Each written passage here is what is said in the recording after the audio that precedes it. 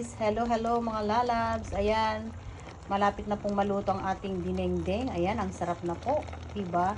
Banana blossom at saka yung saluyot leaves, yung pinakita ko po kanina na binili ko po sa work namin kanina. Ayan. Ito po, malapit na pong maluto. Ayan po. Ang saluyot leaves at saka puso ng banana blossom. Ayan. Tapos, ang ginawa ko muna, ito yung dalawang tilapia na yan, binoil ko muna siya. Una kong nilagay sa, ano ba to, sa sabaw niya kanina. And then, para hindi masira yung ganda ng pagkaprito, ay pinake out ko siya. Ano ba to?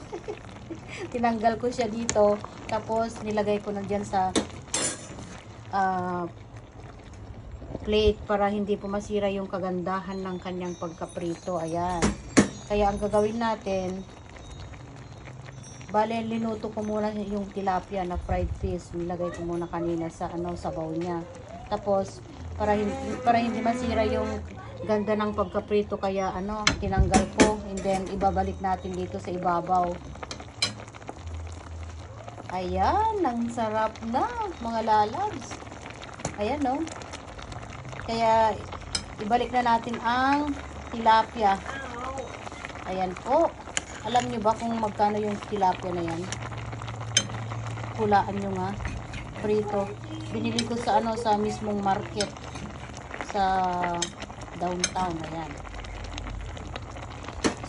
Sa looban. Ayan. Ayan po. Ibalik natin. Ay! Ayan po, binalik na natin ang tilapia, lagay natin sa ibabaw, pero linuto ko yan muna kanina bago ko nilagay yung bagoong. Binoil ko muna na-boil na po siya. Ayan, kaya malambot na po yan. Kaya lang tinanggal ko ulit kanina kasi masisira ang ganda ng pagkaprito. Kaya ito na po ang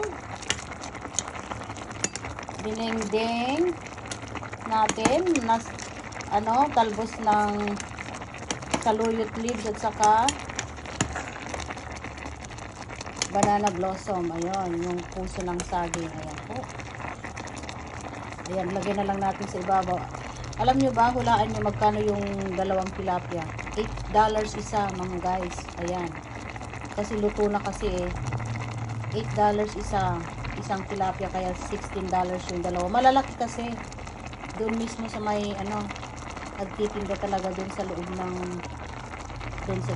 sa mga nagtitinda ng ulam. Sarap, guys. Ayan, luto na po. Thank you so much for watching.